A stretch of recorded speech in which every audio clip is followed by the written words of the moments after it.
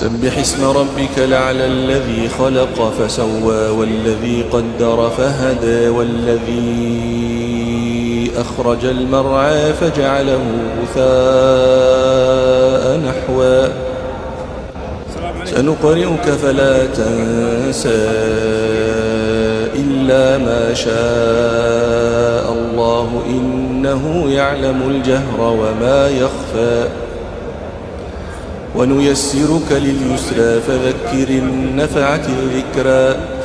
سيذكر من يخشى ويتجنبها الأشقى الذي يصلى النار الكبرى ثم لا يموت فيها ولا يحيا